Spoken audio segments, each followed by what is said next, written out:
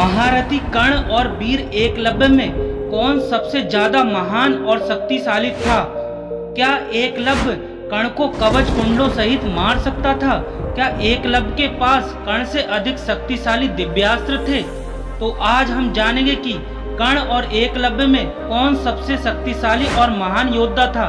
तो आइए जानते हैं। दोस्तों, सबसे पहले आप लोगों को बता दें कि दोनों ही वीर महाभारत के समय के सबसे महान योद्धा थे। इसमें कोई शक नहीं है कि इन जैसा योद्धा न कभी हुआ है और न ही कभी होगा। लेकिन हाँ, हम इनके धनुर्विद्या, युद्ध कौशल और ज्ञान का आकलन जरूर कर सकते हैं। तो पहले हम बात करते हैं एकलव्य की। एकलव्य निषादों के राजा हिरण्यधनु का पुत्र था, इसलिए हम कह सकते हैं कि वो निषादों का राजकुमार था और उन्हें एक महान धनुर्धर बनना था। जब उसने गुरु द्रोणाचार्य को देखा तो वो उनसे इतना प्रभावित हुआ कि उसने मन ही मन द्रोणाचार्य को अपना गुरु बना लिया और गुरु द्रोण से जाकर कहा कि हे गुरुदेव, मैं आपसे धनुर्विद्या का ज्ञान पाना चाहता हूँ। लेकिन एक निषाद पुत्र होने के कारण गुरु द्रोण ने एकलव्य को धनुर्विद्या का ज्ञान देने से मना कर दिया। लेकिन एकलव्य तो गुरु द्रोण को अपना गुरु मान चुका था। उसने जंगल में जाकर अपने गुरु की प्रतिमा बनाई और उसी के सामने अपना अभ्यास किया और उसने अपने आप को एक शक्तिशाली योद्धा बना लिया। यहाँ तक कि उसने अर्जुन से पहले शब्द भेदी बाण चलाना तक सीख लिया था। अब जब ये बात अर्जुन को पता चलती है तो अर्जुन दौड़ा दौड़ा गुरु द्रोण के पास जाता है और उनसे कहता है कि आपने तो कहा था कि मैं सबसे शक्तिशाली योद्धा बनूंगा, तो फिर आपका ये दूसरा शिष्य मुझसे भी ज्यादा शक्तिशाली कैसे है? इसके बाद जब गुरु द्रोण एकलव्य की युद्ध कला को देखते हैं तो वो भी हैरान रह जाते हैं। जिसके बाद गुरु द्रोण एकलव्य से कहते हैं कि तुमने मुझे गुरु बनाया है, तुम मुझे गुरु दक्षिणा दो। इस पर एकलव्य कहता है कि आपको जो चाहिए आप मांग लो। अब इस बात का फायदा उठाकर द्रोणाचार्य ने एकलव्य से उसका अंगूठा मांग लिया। लेकिन एकलव्य का अंगूठा कट जाने के बाद भी उसने अपनी 2 उंगलियों से तीर चलाना सीख लिया था। किंवदंती के अनुसार एकलव्य को गुरु द्रोण से सपन के द्वारा दिव्यास्त्रों का ज्ञान मिला था, मगर फिर भी अंगूठा कट जाने के बाद पहले जैसा योद्धा नहीं था। इसके बाद वो छेदी नरेश जरासंध की सेना में सेनापति के रूप में शामिल हो जाता है। जरासंध वही योद्धा है जिसके कारण भगवान श्री कृष्ण जी को मथुरा छोड़कर द्वारका जाना पड़ा था। उस जरासंध ने एकलव्य को अपना सेनापति चुना था। तो सोचिए एकलव्य कितना महान धनुर्धर होगा। जब जरासंध एकलव्य को लेकर श्री कृष्ण जी के साथ युद्ध करने गया था तब एकलव्य का मुकाबला कर सके ऐसा कोई भी योद्धा वहां पर नहीं था। एकलव्य अपनी धनुर्विद्या दिखा रहे थे और सभी सैनिकों को बहुत बुरी तरह मार रहे थे। अंत में श्री कृष्ण वहां पर आ जाते हैं और एक भीषण संग्राम के बाद भगवान श्री कृष्ण को अपने सुदर्शन चक्र की सहायता से एकलव्य का वध करना पड़ता है।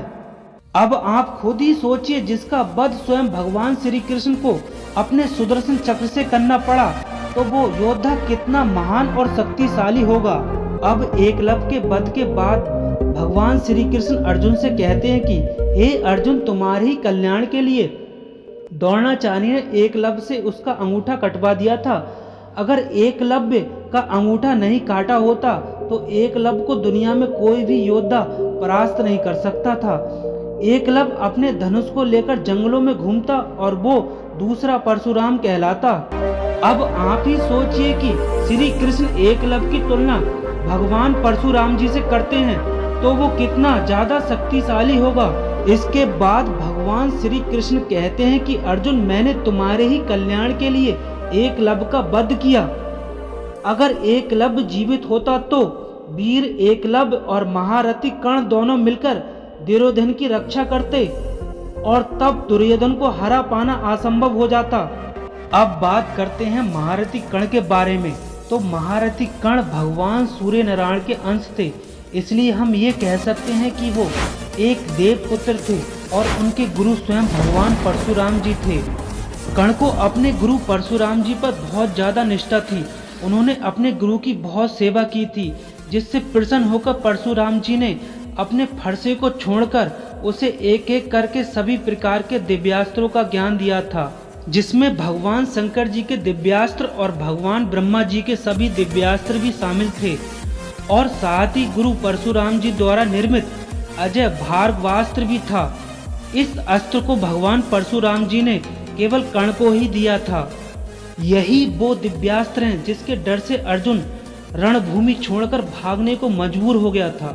इसके अलावा भगवान परशुराम जी ने कर्ण को अपना दिव्य विजय धनुष भी प्रदान किया था, जिसके होते हुए कर्ण अजय हो गया था। इसके अलावा महारथी कर्ण के पास जन्म से प्राप्त कवच कुंडल थे, जिसका निर्माण अमृत से किया गया था। इसके होते हुए कर्ण को तीनों लोगों में कोई भी योद्धा परास्त नहीं कर सकता था। और ये बात भगवान श्री कृष्ण ने स्वयं अर्जुन से कही थी कि कर्ण के पास उसका कवच और कुंडल होता तो तुम अपना गांडीव लेकर और मैं अपना सुदर्शन चक्र लेकर जाते तो भी महारथी कर्ण को परास्त नहीं कर पाते। तो हम ये कह सकते हैं कि एकलव्य के अस्त्र भी कर्ण के कवच कुंडलों के सामने फीके थे, और इसी कारण देवराज इंद्र ने महारथी कर्ण से उसका दिव्य कवच दान में मांग लिया था। अब सोचिए महारथी कर्ण से इंद्रदेव कितना डरते और जलते थे, और बार बार देवताओं द्वारा कर्ण के साथ ही क्यों छल किया गया। इंद्रदेव के कारण पहले गुरु से श्राप मिला, फिर इंद्र ने कवच कुंडल दान में मांग लिए, और भगवान श्री कृष्ण ने तो महाभारत युद्ध के समय उस पर अपनी माया तक का प्रयोग किया ताकि वो अर्जुन को न मार सके। युद्ध से पूर्व भी उसे बताया गया कि वो कुंती पुत्र है ताकि कर्ण चाहकर भी पांडवों को न मार सके।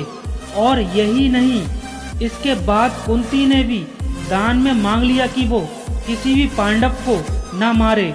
इन सब के बाद कर्ण को युद्ध में उस समय मारा गया जब वो निहत्था था। इस अवस्था में अर्जुन ने कर्ण को मारा।